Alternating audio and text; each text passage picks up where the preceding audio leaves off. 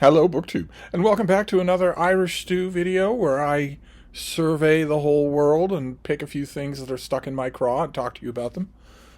Not exactly on that description, a recipe for a popular series of videos, but you seem to enjoy them. A lot of you seem to enjoy them, so I figure we can continue for another month. And we will structure things as we always do with the world, and then the United States, and then YouTube, and then BookTube, and then finally me.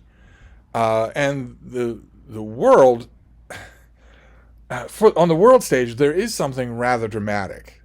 There was a train explosion, and a Warsaw train exploded. It's definitely nefarious. It was not an accident. It was not negligence or anything like that. And it's the latest in a string of incidents in Poland and in Polish airspace that can be directly linked back to Russia. And that obviously bespeak the fact that the defense of Ukraine by its citizens is going to fail. In the long run, it's going to fail. Because those resistance forces will not be supplied with arms by the United States of America, and their militaristic oppressor, the dictator of Russia, will not be admonished by the United States. That's the whole key here, is that the whole key in almost any question that you're going to bring up on the world stage is, what is the behavior of the most powerful nation in the world? What does the most powerful nation in the world think about X, Y, or Z?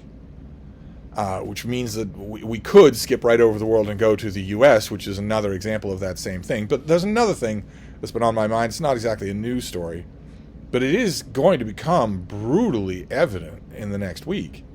And that is that Tehran is out of water. There's no more natural drinking water. It's,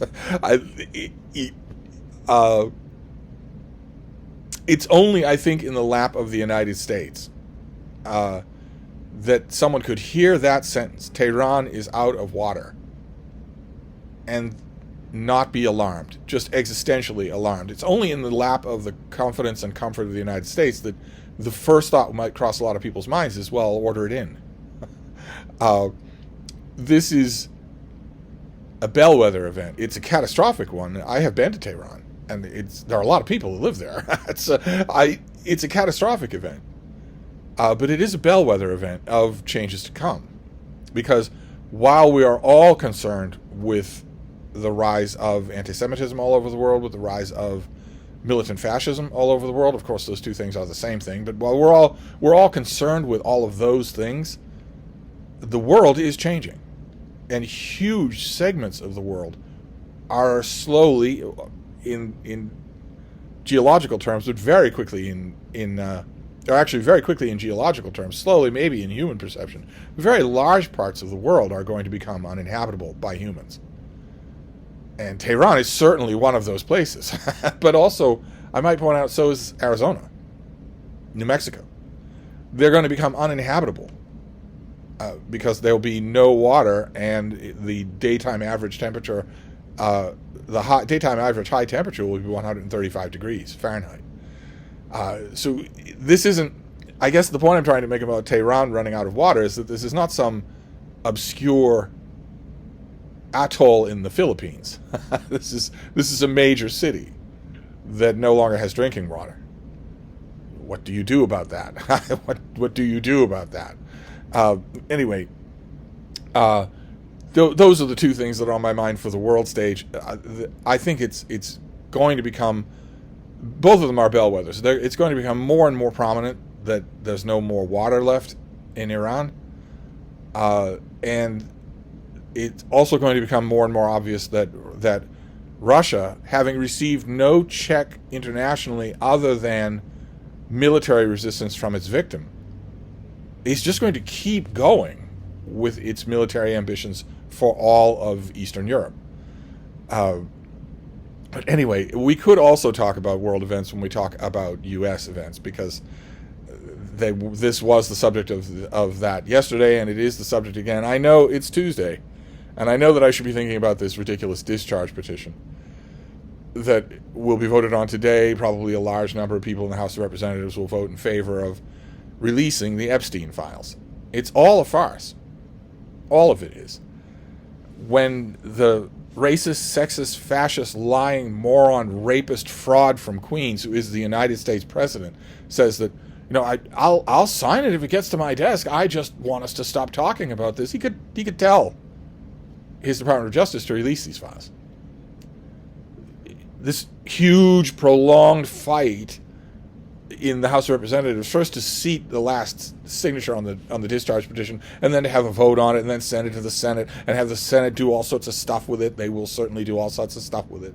They will want to add to it and change it, send it back to the House. The House will have to deal with that. The Senate majority will certainly put riders on the discharge petition that will mean a no from the Democrats in the House of Representatives when it is sent back. It'll become a long legal firefight, a long parliamentary firefight. If it survives all of that handball back and forth, then it will go probably with a veto-proof majority to Trump's desk, and he will sign it, having already declared that the whole thing is under an active investigation by the Department of Justice. So all of it is a farce. He is acting, his mouthpiece, his minions are all acting like, look, if you want this bad, then we'll go through the parliamentary steps necessary to get it done. When there are no parliamentary steps necessary to get it done. Trump could simply release the files. He's not going to do it, ever. But he could just do it. It's not like any of this is necessary. And that is happening. Part of that, the first part of that farce is happening today, and that should be what is on my mind. But I made the mistake of watching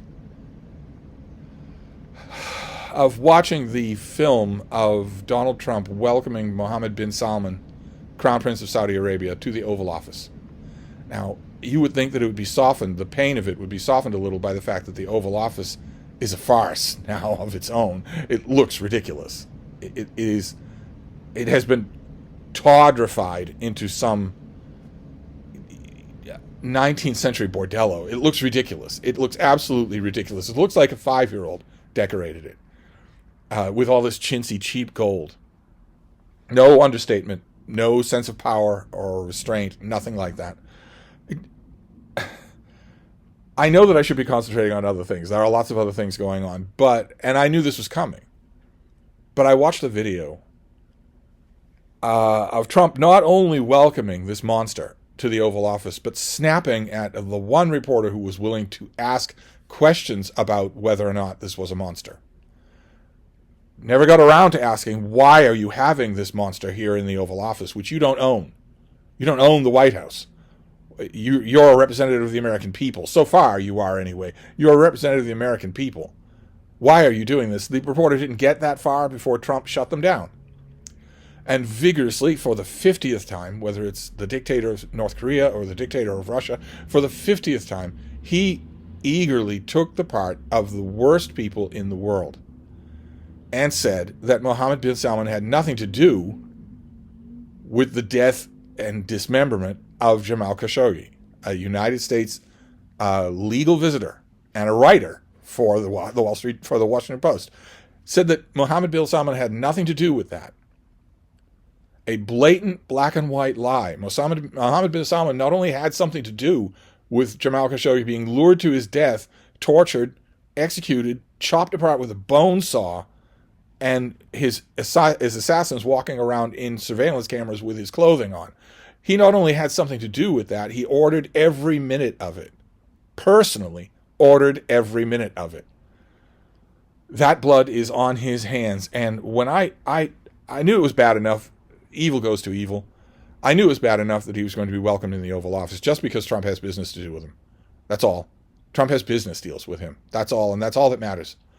But when I saw that, the first thought I had, the first thing I pictured in my mind was just the high-definition Technicolor that we have today of Trump welcoming Hitler in the Oval Office, which he certainly would have done. He certainly would have done that. No one is bad enough for him. He hates virtue, and he likes evil. A lot of his presidential pardons are simply because, well, does everybody say that the person is evil? Okay, then I'll pardon him. Evil likes evil. And I shouldn't have watched the clip. That's all. I just shouldn't have done it. But I'm afraid that's going to do for the U.S. news is not really this discharge petition, because it's all theater. None of it is necessary. If Trump were innocent, he has said recently, his latest lie, slurred and barely spoken. He doesn't enunciate anymore. I don't know if you've watched any of his clips. He talks like this. He doesn't. There's no air coming through his lungs anymore. There's no air coming through his throat. But he slurred that he'd be happy to discharge the whole thing, to have the whole thing discharged, because it's only Democrats that are guilty. There's not anyone else. There's no Republicans that are guilty. Certainly not him that's guilty. So what difference does it make? We have nothing to hide. He has been doing nothing but hiding this for years. He was willing to have the whole government shut down to hide this. And he could release it at any time. If he meant what he said, that it's only hurt the Democrat, it doesn't hurt me at all, I'm completely innocent, he could order the whole of this dumped today. He's not doing that because that's not true. And since that's not true, all of this is theater. Pointless theater. But I know I should be concentrating on that, but all I can think about is Mohammed bin Salman in the Oval Office being smilingly welcomed and defended by the President of the United States. Which shouldn't surprise me, because on his specific orders, people have been renditioned out of this country, kidnapped, children left wandering the sidewalk. My parents were both abducted at gunpoint by thugs who are not ICE. They are not immigration. Until they prove they are, they aren't. Who knows who they are, and who knows where those people are going? Your parents are going. You're not being repatriated. There's no Health and Human Services anymore. They were cut by Doge. So you're just wandering the sidewalk. Who knows what happens to those little kids? Who knows what happens to those little kids? There are networks of pedophile predators for little children. They are every bit as aware of the depravities of the Gestapo in this country as are criminals and housebreakers. All these people jump at any opportunity. And they know perfectly well that if a mother and father are taken at a Walmart parking lot, the kids will just be left in the car. No one will be looking after them. There's no sense of conscientiousness. No follow-up. No, nothing like that. The kids will just wander down the sidewalk. They disappear. So much the better. Anyway, see, it gets me going. So we should move on to YouTube, which is a subject that should alarm me even more. But for me, it's so theoretical that it doesn't quite. I've been watching a spate of YouTube videos, some of them a little older, some much newer, on the phenomenon of Gen Alpha and iPad kids, so-called iPad kids, who are pretty obviously, from the film footage that I've seen, physically addicted to their iPad, to their screens. Their reactions when they're withdrawn from their screens is exactly the reaction you get from someone addicted to hard drugs when you take it away. Before they calm down and go semi-catatonic, they go insane, violently insane. And I'm seeing those reactions from kids that are 1, 2, 4, 5, 6 years old when their iPads are taken away from them. And it's not just that. It's not just the addiction. It's also what it's doing to them. I've watched a slew of videos from people, from teachers, saying, I've been teaching for 20 years, 30 years, 40 years, and I'm getting out because these kids have not been raised at all. I'm seeing them for the first time. I'm the first stranger who's seeing them. They don't know how to go to the bathroom. They don't know how to talk. They don't know how to make eye contact. They don't know how to obey anything, any instructions of any kind. Not even when I ask them to do something instead of telling them to do something. They have no idea. They might as well not be human. They're impossible to teach because their parents are completely absent from the equation. And there was a lot of ancillary talk in these videos about whether or not it's permissible to give your kids screen time, and if so, how much. Whole bunch of self-congratulatory videos from parents filming themselves in a restaurant, a crowded restaurant, and the kids are all sitting at the table with iPads in front of them, the glow on their faces, completely silent, completely uninvolved in the family gathering, but also not screaming and running around the place. And in these videos, the parents would say, "You're welcome." They were proud of what they were doing. That in previous years, those kids would have been disrupting the dining experience for everyone else in the room. And now they're not. Now they're completely silent. But the teachers are saying something else. The teachers are saying the opposite of that this is a horrifying epidemic, and that it's much worse than people think and getting worse all the time. So that long-standing people dedicated to the profession of teaching are leaving. because the kids are completely alien beings. I watched a bunch of these videos, and naturally the whole time I was thinking of a lot of you. A lot of you are teachers. A lot of you have been teachers. And a lot of you also have young kids. Whether you're teachers or not, you have young kids. And I was wondering, it was one of those cases where I wish I had, every single one of you on Voxer, so that I could just message with every one of you and ask you, just pepper you with questions. You already know how nosy I am, and most of you are very indulgent about that. I wanted to just pepper everybody with questions. Do you see this in your teaching career? Do you have remedies for it? Are you allowed to exercise those remedies by the parents? Have you recently had a so-called iPad kid mouth off to you or even threaten you, as I've seen them filmed doing? And so on and so forth. And also about your own kids. What are your rules for your own kids in terms of screen time, in terms of technology? I had a million questions like that. I thought I'd bring it up. It's not an urgent YouTube thing. It's just a general YouTube thing that I've been watching, and it's been fascinating for me. Of course, I don't directly have a dog in the race. I don't teach. And Deb and I abandoned all of our human offspring at the dump. The minute they started to get uppity and demand regular feedings, that was way more trouble than we wanted to just read. So we drove them to the dump and left them there and figured the strong ones would survive. I suppose the nearest equivalent for a dog, that is the parenting that I've done in my life, has been dogs. And the nearest equivalent that I could see would be a ball dog. That a ball dog would be an iPad kid. And a ball dog is a dog who has become completely obsessed with a ball, with running, chasing, and fetching a ball. Completely obsessed with it. And I have seen what that does to an otherwise omnivorously curious and friendly and outgoing dog. I've seen the automatons that it makes out of them. It can make out of them. So I guess that's not a very good equivalent. I would much rather hear from actual parents of actual humans.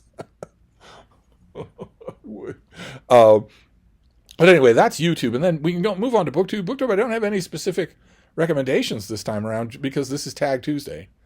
And that is when a whole bunch of booktubers do tags, and that's a lot of fun. And I watch all of them, but there's no ground being broken there. It's just what tags do best, which is every tag gives me an opportunity to learn a little bit more about that particular booktuber, whoever it is.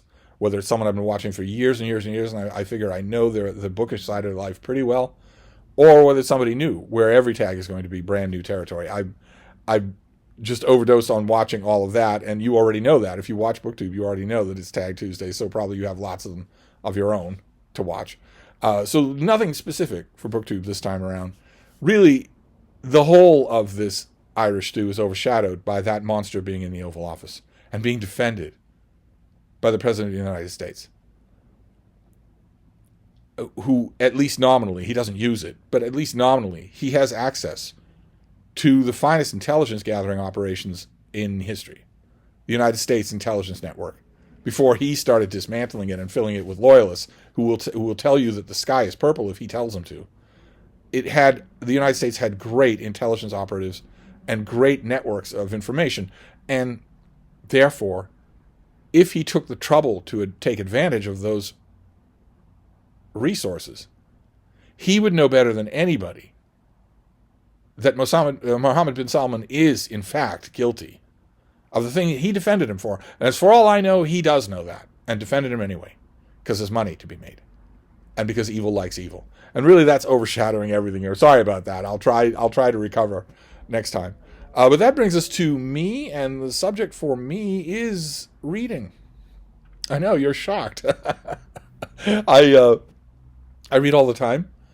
I do almost nothing else. I have a little dog who's pretty sedentary these days. She is perfectly okay to go all day, just curled up right here, her head right there like that while I read.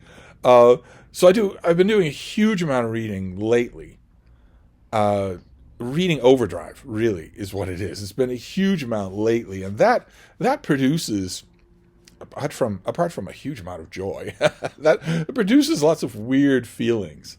And I wonder, again, if any of you feel this same thing, particularly I would think coming off a weekend. A lot of you are responsible adults. A lot of you are responsible adults. You have jobs, you have classes to go to. You have loved ones who have schedules that need to be upkept. You have children to take care of and raise and maybe stimulate. All sorts of stuff like that. Even life partners. you have all sorts of things like that to always pulling at your time, which means that for a lot of you, the weekend is when you get a lot of reading done. And I wonder sometimes if some of you do the equivalent of reading overdrive when you get a long stretch of time for reading. And if you do, does it give you the same slight sense of disorientation that it always gives me? I've been feeling it for the last day. That kind of disorientation, because I've got a small but nevertheless necessary real world thing to do at some point this week, and I had a little real world thing to do today.